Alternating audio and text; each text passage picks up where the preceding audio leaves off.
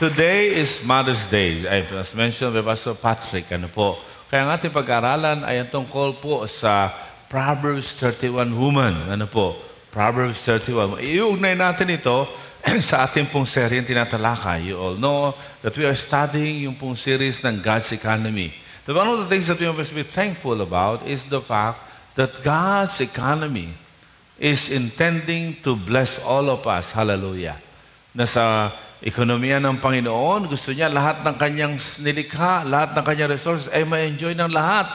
Kaya ayaw ng Panginoon na may konting pamilya na napakayaman at ang karamihan napakahirap. God wants an equal distribution. Ano po? Pero pinag-aralan natin ng nakaraan Sunday so that three things about God's economy. Una, its availability, which we will zoom in next Sunday. Second, where we can relate to Mother's Day, ay yung pong how it is availed. We studied that wealth, God's resources, God's riches are availed by His empowerment. Meaning, all of us have been empowered by God to develop and make money. Hallelujah. Sino ang gusto ng pera? Masabi ng amen. Wealth can be created by all of us because the Lord has given us the ability to do so. Yan ang napag-aralan natin nakaraang linggo. And Proverbs 31, woman, is the picture of a woman who is empowered. Last Sunday we have learned that everybody is empowered, whether young or old, whether educated or not, we are empowered. Just look within you and you will see na meron ka mga galing at husay na ginawa ng Panginoon so that you can avail of God's wealth. And one of the example of that is the Proverbs 31 woman. How many of you have read Proverbs 31? Can I hear the hand? Wow, konti pa lang. Ano po, napakagandang aralin po ito. I wish we have ample time to study the details of this passage, but I'll just encourage you to do so sa inyong mga bahay. Ano po? But today, I would like us to focus on at least three things about this Proverbs 31 woman. Ano po? And as I have said, ano po, mga kapatid, mga minamahal, this is related to our topic last Sunday, ano po, that the riches of God can be availed through His empowerment. Kaya ang pamagat ng ating mensahe po, ngayong araw na ito ay empowered. Everybody shout and say, everybody shout and say, you and I are empowered. Women are empowered. Ang mga kababaihan ay tinitignan naman sa baba, sa opisina at sa mga iba't ibang larangan. Ano po? Kaya pinagtatanggol po ang kababaihan. Kaya merong Women's Sunday, ano po, Mother's Sunday, merong Women's Day, ano po, na pinapakita po na in God's economy, equal ang lalaki at babae. Because kung paano nilikha ang lalaki sa wangis ng Diyos, ganun din nilikha ang babae sa wangis din ng Diyos. They're equal. Sa loob ng bahay, they remain equal. Kaya lang merong first between equals, yun yung lalaki.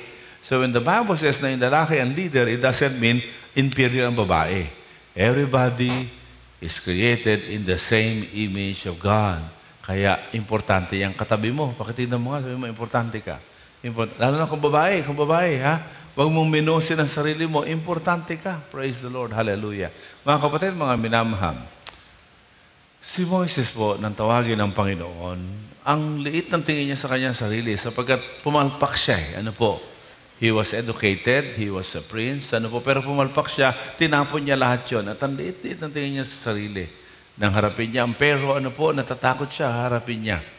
And the Lord encouraged him. At sabi ng Panginoon, Moises, what is in your hand? Sabi niya, tungkod lang po.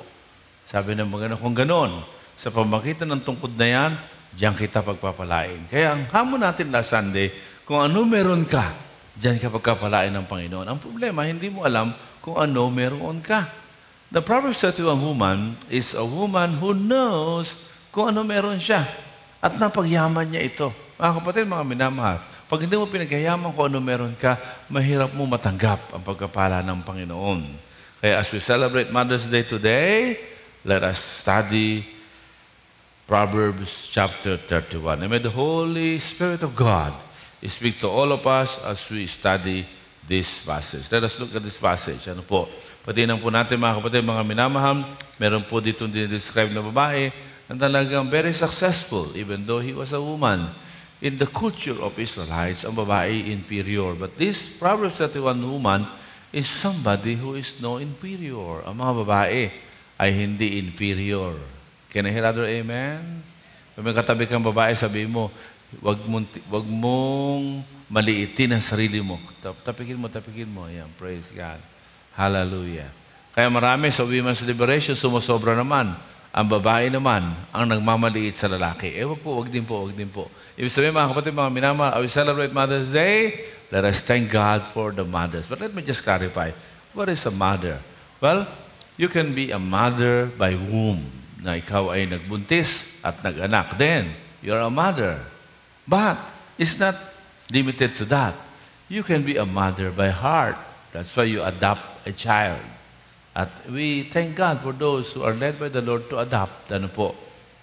Kami, as you all know our story, we plan to adopt. Pero dahil dumadagdag yung anak namin, hindi na kami nakapag-adopt. At noong pong mga 5 years ago, sabi ng asawa ko, ano kaya ituloy natin pag-adopt natin? At there is joy in adopting yung naipanganak na. Ano po? So you can be a mother by womb, you can be a mother by heart, or maaring hindi mo inampon at tinuring na anak, ano po. Kundi, hindi mo naman talaga siya kinupko, pero ikaw ay nagiging parang nanay sa kanya. Meron ba mga ganon? Ang tawag sa Ingles ay surrogate mother. Ano po? Na ikaw ay isang babae na parang kung ituring mo yung mga nakakausap mo, mas bata, ay para kang nanay. Meron ba mga ganon, mga motherly? It can be a teacher, it can be a tita, ano po, it can be somebody na older than you. At sabi nga ng Bible, let the older women, ano po, mentor the younger women. Mga kapatid, mga minamahal, what is important today, we thank the Lord. We have the chance to celebrate the mothers in our home. Pwede ba isang malakas na palakpak sa kanila? At malakas na sigaw, we love you! Malakas na isa pa, we love you! Praise the Lord. And many things about women we can possibly study. But because of limited time, let's just study. Ano po, lalo dito sa passage na ito, mga kapatid, at least 3 things about this empowered woman. And for that matter, kung hindi ka man babae, empowered man. Ano po, as I have said, we can avail of God's resources if we understand that the Lord has empowered us. Just look within you and see ano binigay ni God at pagyamanin mo yon, and you will be able to avail God's resources in your life. And this is exactly what this woman have experienced. Ano po? This woman has experienced. Ito po yun. There are 3 things you want to share. Number 1, ano po? This woman was empowered with divine wisdom. Let us look at verse 26-27. Sabi po, she speaks with wisdom. Pag nagsasalita siya, marunong, matalino. Hindi lang siya salita. Kaya mga nanay, paalala po, ano po, hindi paramihan ng salita. Kundi kapag ito pong Proverbs to a woman, whenever she opens her mouth, full of wisdom. Ano po? Alam niyo po, sinasabi po kapag ang isang batay matalino, nag-aagawan ang tatay at ang nanay kung kanino mana. Di ba? Pero kapag ang isang bata ay sakit ng ulo, nagtuturuan kung kanino mana. Tungkol sa katalinuhan, tawagin natin si Sister Tess. Halika rito, Sister Tess. Ayan, bigyan natin ng mikropono. Mahalaga po na maunawaan natin, mga kapatid, mga minamahal, na ang kababaihan ay binigyan ng Diyos ng katalinuhan. And you and I, for that matter, are empowered by God with wisdom. Pero iba ang wisdom ng babae. Amen? Pagbigyan nyo na, Mother's Day. Lakasan nyo na, amen? May katotohanan po, meron pong lumalabas na mga studies na sinasabi na ang talino raw ng ating mga anak nakuha raw po sa babae, sa nanay. Amen? Yeah. Pero ayon po sa studies, tayo po yung carrier ng chromosome X. At doon daw po nanggaling yung intelligence ng ating mga anak. Pero siguro ho, talagang manggagaling po doon dahil ang kaulayaw, ang laging kasama mula pa sa sinapupunan hanggang sa siya'y na-win from the mother's womb, from breastfeeding, ang kanyang mga formative years, ang kasama niya, nanay. ang mga karanasan niya kasama ang nanay. Kaya po, napakahalaga po ng early childhood. Ano? Kaya ho, kung ikaw ay may kapasidad rin lang na huminto, maganda ngayon po si Kiko Pangilinan po ang siyang nag-author ng bill ng batas na 120 days na. Ano, 120 days na po ang maternity leave ng mga nanay, which is very beneficial kasi mas mahabang panahon mo siya maaalagaan ng inyong anak. Nung araw po, 60 days lang. Kaya ho, purihin ang Diyos dahil meron tayong mga senador, ano, na talagang nag-iisip ng mga batas na makakabuti para sa kapakanan ng mga mamamayan. Sorry ho dahil talaga ho ito ay ito galing po sa isang kumakandidato ngayon si Kiko Pangilinan. Sorry. Bawal na ngayon, bawal na. Bawal. Kaya mga nanay, napakahalaga po ng karanasan ng bata sa atin. Naku, nakikita ko po yung mga ilang bata dyan, si Teacher Kat po, pag nakita yung anak niya, talagang yung mga anak na naglalaan ka ng panahon. Kaya mga nanay, huwag tayong maloko sa panonood ng mga K-drama. Lalo na pag ang bata, spend time with your toddlers, with your kids, even with your teenagers. Sabi nga po, nabasa ko, na bawat nanay pala, bawat magulang, kailangan maglaan ng 15 minutes a day sa ating mga anak para makapagkwentuhan. Hindi hindi ikaw magkukwento, makikinig ka lang. So yung mga bata po, balik po tayo sa toddlers, yung talino po nila, grabe po, para po silang espongha. Lahat na ituturo mo, kaya po nilang i-absorb. Kaya marapat po paglaanan natin sila ng panahon. Karunungan hindi lang po cognitive. Karunungan sa buhay. Practical life activities. At saka yung matalino siyang dumama, yung damdamin, emotional intelligence. Pag marunong dumama, ang tao sa nararamdaman na kapwa, nako, mabait yan. Hindi gagawa ng masama yan sa kapwa. Kasi marunong dumama ng damdamin ng kapwa. She will be emotionally intelligent. Socially, sasama mo. So, ayan, sweetheart. Yan, maraming salamat. At napakahalaga po na maunawaan po natin, mga kapatid, that women are blessed with intelligence. Hindi lang cognitive, hindi lang IQ, kundi yung EQ. Sigaw nyo nga EQ. Emotional intelligence. Alam niyo po, wala akong nagtagumpay na lasting na tagumpay na hindi matalino emotionally. They can make people feel that they are important. They can make people feel that their ideas are equally good. Mahalaga po ito, mga kapatid. At ito po ay katangian ng Proverbs 31 woman. The reason why she becomes successful because she looks within herself and she saw her intelligence. And whenever she opens her mouth, she speaks with wisdom. How about us? Not only the mothers, but all of us. Tayo ba pag naisip, salita agad? O pinoprocess natin para paglabas ay merong karunungan? Hallelujah. Mga kapatid, mga minamahal, mahalagang maunawaan po natin that people around us are looking for guidance. People around us are looking for guide. At tayo mga mananampalataya, because of our cravings for the Word of God, whenever we open our mouths, yung Word of God na binabasa, binubulay-bulay mo, lumalabas po yun. And people around you can feel that you're a woman of wisdom. Mga kapatid, mga minamahal, are we a woman or a person for that matter of wisdom? Let the Word of God sharpens your divine wisdom.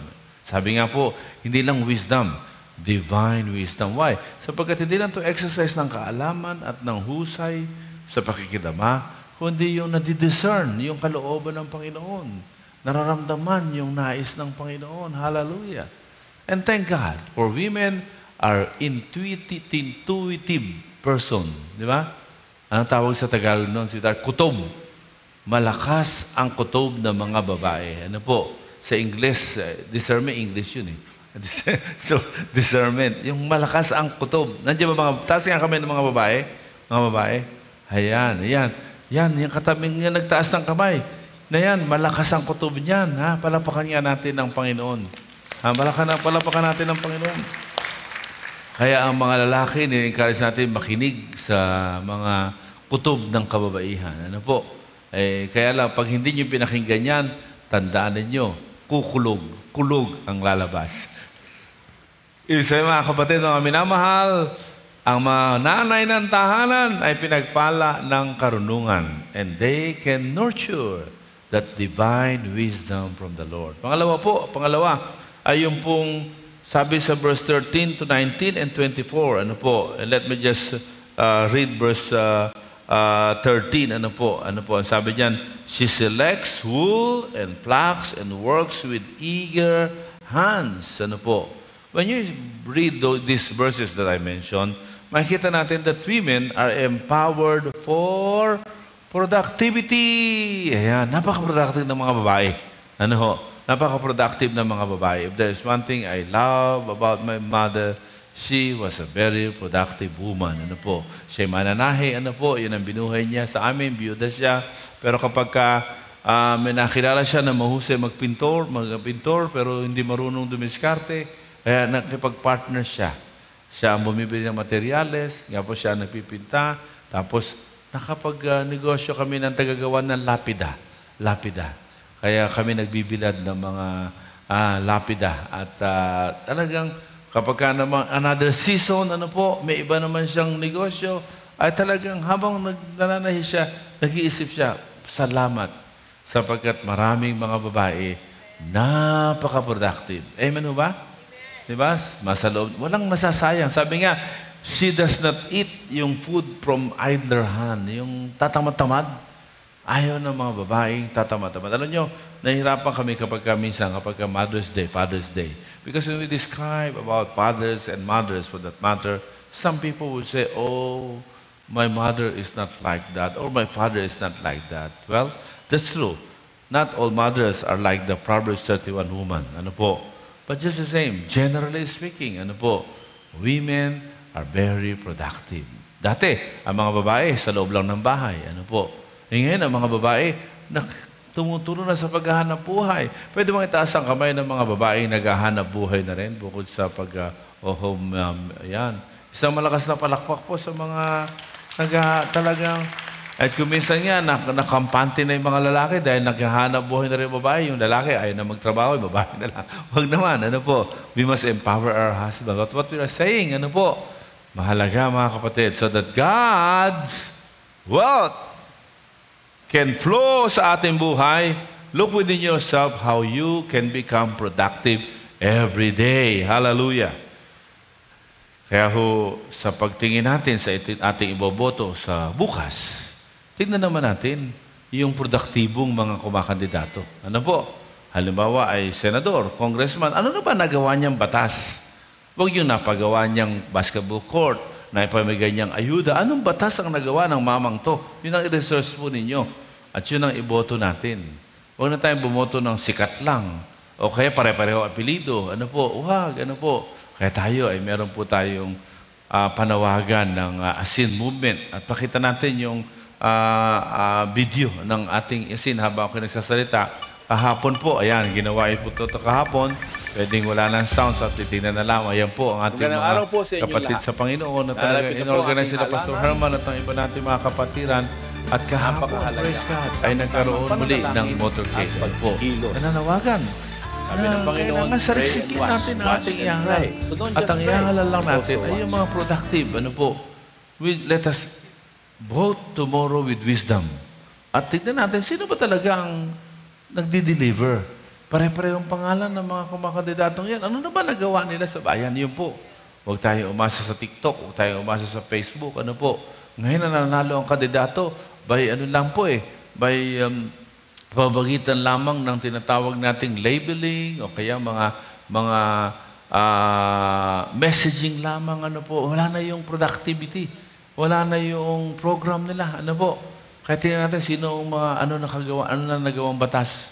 Merong tagapagtanggol daw ng inaapi. Tingnan mo, ano na ang nagawang batas tungkol sa inaapi? Baka naman wala. Tingnan po natin.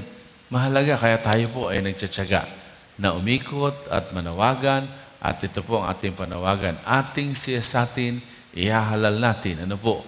Kaya salamat sa mga sumama kahapon sa ating motorcade. Ano po? At mamaya, meron pang chance na umulit uli.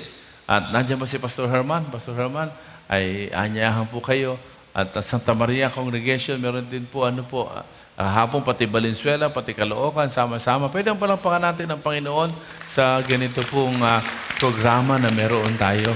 Na we are not campaigning for any politician, we are campaigning for our advocacy. Ngayon, kung may napapaborang politician, di praise the Lord. Kung may tinatama ang politician, praise the Lord din. Sapagkat ang atin po ay ang katotohanan. We praise the Lord. Umikot po tayo sa Pandayan, ano po, hanggang doon sa iba, ano po. At mamaya naman dito sa Bangkal, ano po, ay ikot po tayo. Mas maikli lang po ngayon, ano po. And right after service, paparada yung Pastor Herman. Nasaan ka ba? Pastor Herman, ayan. Ayun, saan paparada mga sakyan? Doon, sa Luisoy. Lalagyan po kayo ng tarpaulin, tapos meron po tayong mga trumpet, ano po. At kung wala pa kayong t-shirt, may mabibili po dyan. Sama-sama po tayo, ano po, na ating panawagan sa mga kababayan natin na ang pagboto'y napakahalaga. Yan po, praise God, ano po. At meron pa tayong drone ni Engineer Mark. Palapakan natin ng Panginoon. Malakas na palakpak. Dahil yan, tatawagan natin si Brother Gabi. Ano po?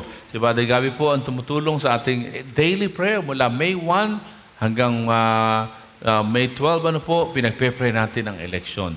At ngayong araw na ito, let us have this chance to pray for the election. Napakahalaga po ng halalang ito. Ang pagbabago ng bansa ay nasa kamay natin. Huwag yung madaling maalala. Ha? Mula nakikita sa TV, parang yun ang awa. Huwag po. Kundi yun talagang sinaliksik po natin. At yan ang ipapansin. Sino po ang naniniwala na kailangan ipanalangin ang botohan bukas? Pwede bang itaas ang kamay? Pwede bang tumayo at samahan natin si Brother Gabi sa pananalangin sa ating pong halalan bukas?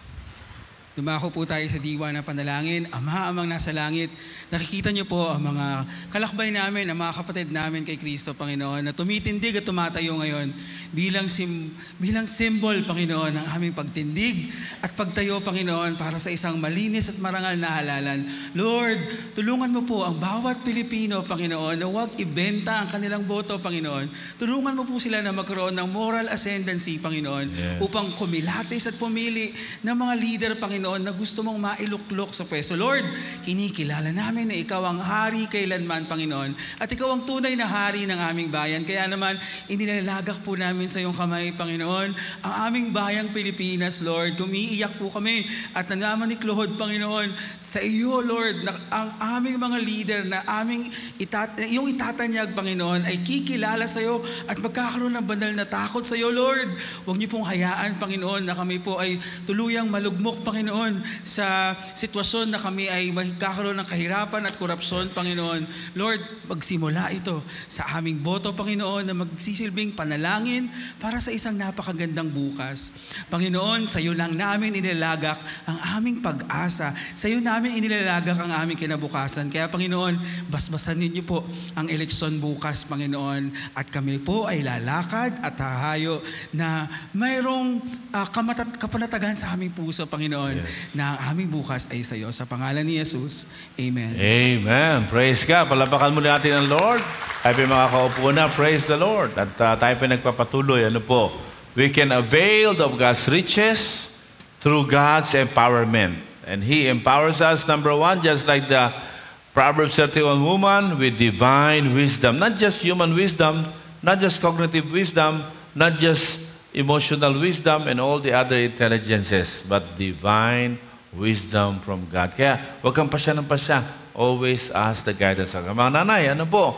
Huwag lagi salita. Bago magsalita, think of ways. Kahapon, meron sa tagapagsalita sila, tinuruan sila na paano not to take too seriously ang mga bagay-bagay, kundi kailangan ay araling maigi. And we thank God for women like that. Pangalawa, we have learned that we can avail of God's of God's resources and blessing, ano po, not only just like this Proverbs 31 woman na meron divine wisdom, kundi yung kanyang pagiging productive. Huwag kang mamuhay sa regrets ng nagdaan, sa mga kapagkakamali at kapalpakan mo. Tuloy hindi ka na makamove. Huwag ka rin namang mamuhay sa mga takot mo ano mangyayari bukas. Sabi ng Bible, bayaan mo yung bukas sa kanyang sarili. May sarili siyang problema. Intindihin mo yung araw na ito. Live one day at a time. And what does it mean? It means move. Move for that day. Do things for that day. Start working sa araw na yon. Doon ka maglaan ng oras. And what is the meaning of that? Every day, make sure that you are productive. Sa loob pala ng kwarto mo, hinigaan mo, ligpitin mo na. Sa loob ng bahay mo, baka may mga kailangan ligpitin, linga-linga. At kung ikaw naman maraming schedule, iayos mo na bago ka magsimula. Don't let the day pass without becoming productive. Hallelujah. Because the Lord rewards the productive people. Amen? And let us reward the productive candidate. Iboto nyo lang yung produktibong kandidato. Pangatlo at panghuli, this Proverbs 31 woman, ano po? Ay makikita natin ang pangatlo, ano po? Empowered for lasting impact. Hallelujah. Sa pagtingin po yung talata po, ano po, verse 28 to 31, Proverbs 31 begins to talk about the children of this woman. Ano po? Ang sabi po, her children rise up and call her blessed. Her husband also, and he praised her. A woman who fears the Lord is to be praised. Kung gusto mo raw magkaroon ng lasting impact, tatlong bagay. Number one, magtanim ka ng puno. Patay ka na, yung puno lumalaki pa. Pangalawa, magsulat ka ng libro. Patay ka na, yung libro na imprenta nagsisirculate pa.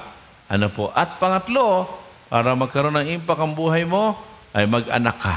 Whether by womb or by heart, sapagkat yung ini-impart mong buhay mo doon sa anak mo, dadalhin niya.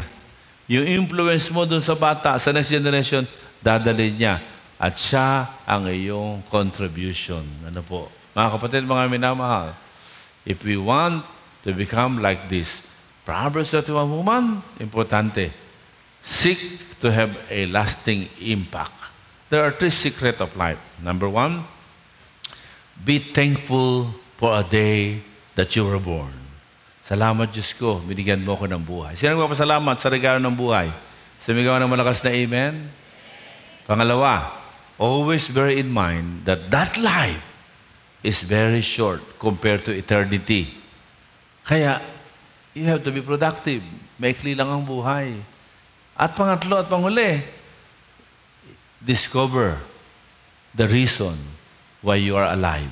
And that is called purpose. Everybody shout and say purpose. Alam niyo ba na ang purpose ng Panginoon kaya ka pagpapalain para maging daloy ang kanang pagpapala? Sa Genesis chapter 12, verses 1 to 5, paulit-ulit yan sinabi ng Panginoon kay Abraham, I will bless you. I will make your nation great. Pero ang sabi doon, I will bless you, and through you, then the Lord has said to Abraham, I will make you a great nation, and I will bless you. I will make your name great. And you will be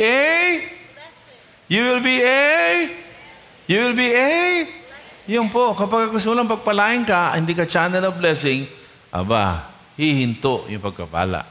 Pero kapag ikaw ay daluyan ng pagkapala, tuloy-tuloy ang pagkapala. Sino ang gusto tuloy-tuloy ang pagkapala? Sumigaw ng malakas na amen. So, desire to have a lasting impact. Hallelujah. And this Proverbs 31 woman, intentionally, ay nagkaroon siya ng hangarin na magkaroon ng lasting impact. Una sa kanyang mga anak.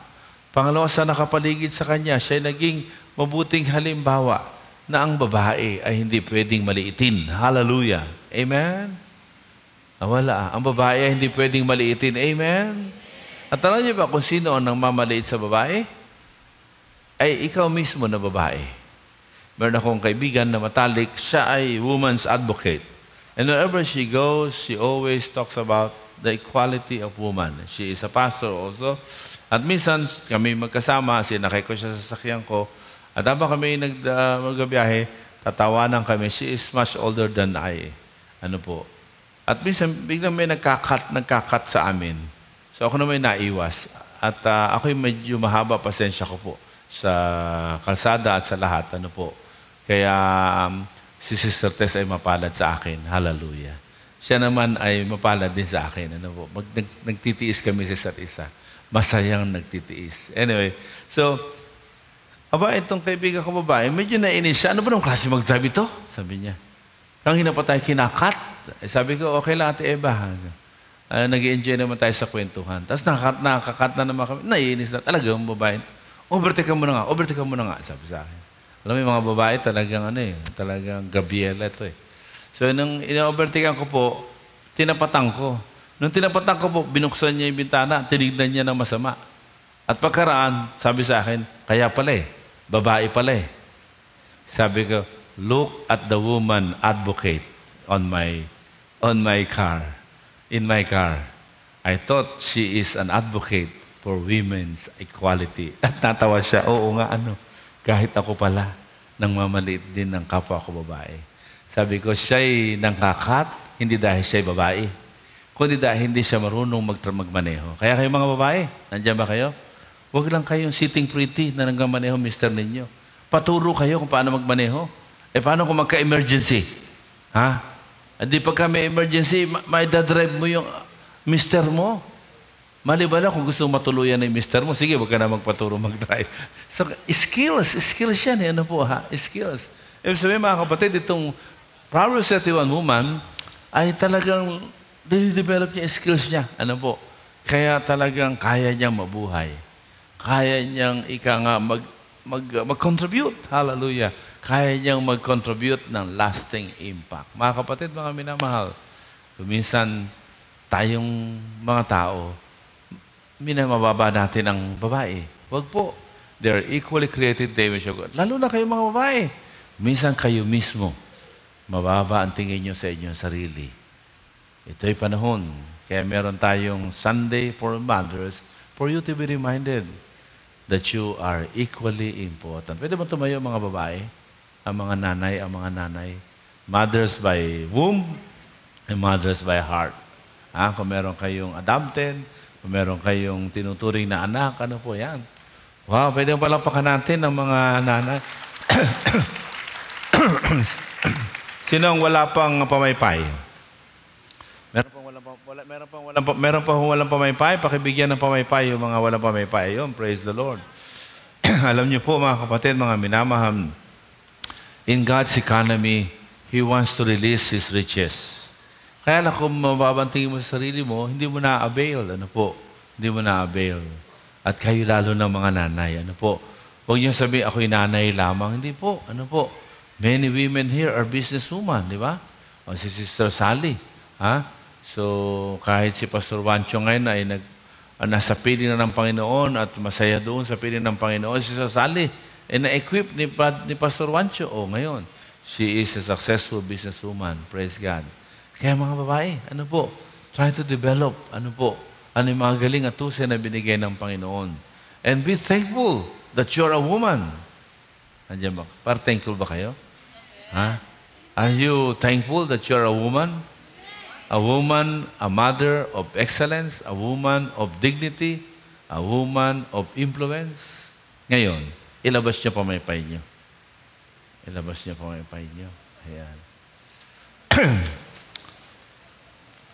Gusto namin kayo ipag-pray. At nais ko po na habang inaawit namin ng ating prompters ang pagkapasalamat sa Panginoon dahil sa inyong buhay, nais kong kayo ay tumindig ng maayos, taas ang balikat, para bagang rarampa. At habang lumalakad sa harapan, pumapay-pay-pay na ganyan. Pwede ho ba? You are thankful that you're a woman, a daughter of God, whom God has designated as a mother to your children. Amen? Amen? Sabihin niyo po, simula sa araw na ito, ay hindi ko na mamaliitin ang aking sarili sapagkat ako ay pinagpala ng Diyos.